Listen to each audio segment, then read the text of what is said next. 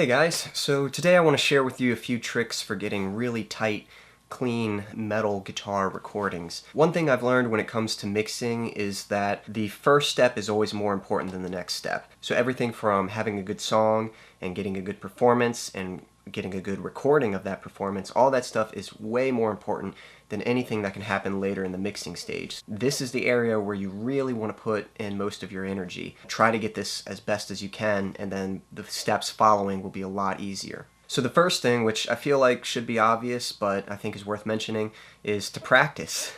You might feel like you know the song, but it's always a lot harder once you hit that record button. So make sure you can do it in your sleep, and you'll save a lot of time when it comes to recording. The next thing is to have new strings. New strings are going to give you a lot more brightness and punch from your guitar tone. If you've got old ones or used ones, they're just going to be really dull and not a good source to get a really aggressive tone from.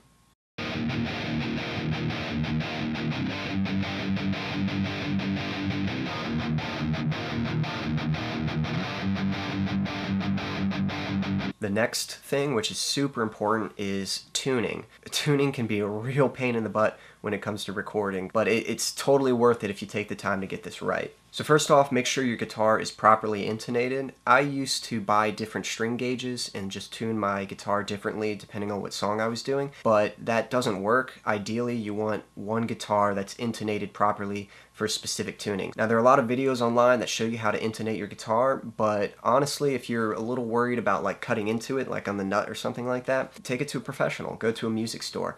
I did that, and I felt like it was very worth it. It was about 40 bucks more or less, but man, my guitar sounded really good no matter where I played it. Another thing that can be really helpful is having some kind of tuning reference.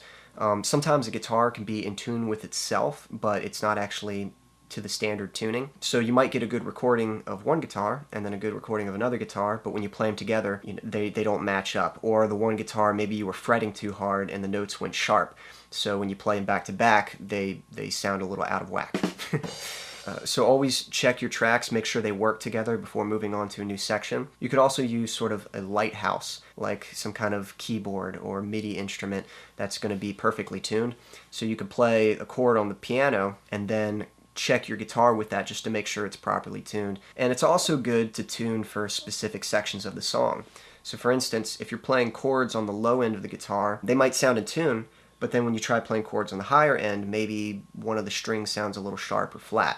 So if that's the case, then tune that string a little flat, even though the tuner will say, hey, this string is flat, If it sounds right, it sounds clean, that's what you want. That's going to keep there from being any kind of distraction to the listener. So after tuning, the next thing you can do is recording with a preamp. Now, this is optional. You don't have to do this if you don't have a preamp. But if you do have some kind of preamp, this can be a good way to sort of breathe a little more life into your DIs. And I also find that it somehow pushes your DIs harder, so when they go through the distortion, you don't have to crank the gain as much for it to sound aggressive. So what I have is the Presonus TubePre. This was either given to me or sold to me from a friend, and I mean, it works fine. I'm sure there are plenty of preamps out there that are a lot better than this one, but this one gets the job done.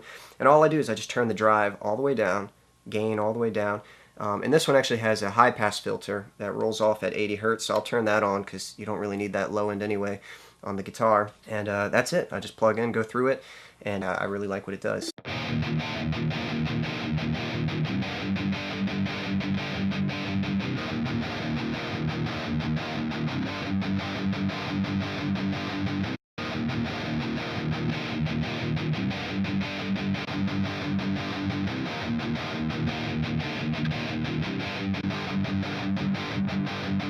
So the next thing you're going to want to do is mute any unused strings. If you're playing like really quick stuff that like stops really abruptly, like you might even be able to hear it. The strings up here at the head of the guitar actually ringing out. You'll hear this kind of chimey like sound. Listen for that. And it doesn't matter how perfectly you play, that's going to ring out. And once you hear it, it's like really annoying. And it's even more annoying if you've like recorded the whole song and then you go back to listen through it with headphones and you're like, wait a second, I can hear like this weird chime thing. What is that? And it's like, darn it, I got to do it all over again. So save yourself the heartache, and what you want to do is just get some kind of cloth, and you can just kind of weave it through here. This might actually be too thin, so you can just use like a washcloth, and I just kind of weave it through the strings here. Just kind of pull it tight, and there you go. Problem solved. No more chimes, so that's really great. I've seen people use tape, you can use hair bands and things like that, but you know, this works fine.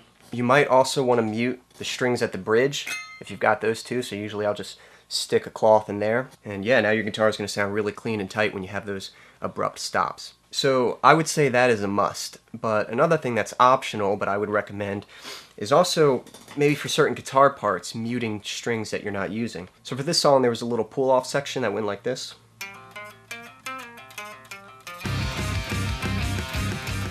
You know, I practiced, I could play it pretty clean, but sometimes you know, your finger might brush off and get some of these other strings, and I really just needed the ones. So I would just take a little bit of cloth. Again, you could use tape, but I don't know if I'd want to do that or not. But you just kind of weave it through the strings here.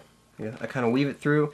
I can even use like a little guitar pick just to kind of fit through and get it to where I can pull it. And there we go. It's muted. So if you accidentally bump it, it's not going to make much noise. Now, some people might view that as cheating. And here's the thing. It's like you could either spend 10 takes trying to get it perfect just to say you did it, or you can spend 2 or 3 takes using a technique like this and just get it done and move on. In my opinion, you still have to be able to play it. You still want to be able to play clean. This is just a tool. This is just something to kind of assist you to help you get it done faster.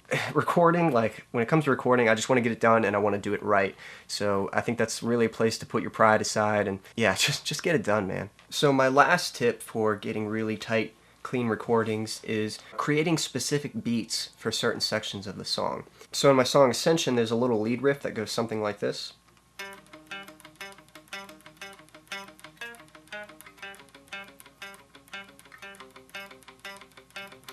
And what happens is the first time that riff is played, the snare's really hitting on the 3. 1, 2, 3, 4.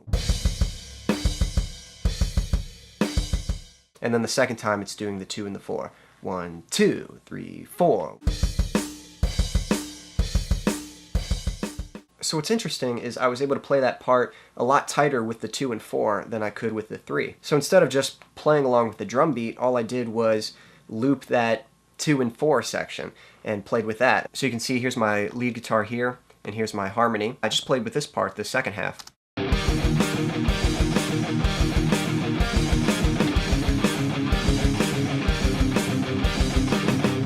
I recorded that, and then I moved that ahead, and then I recorded it one more time. Or you could just loop that beat for the whole section, get the recording, and then go back to the original beat.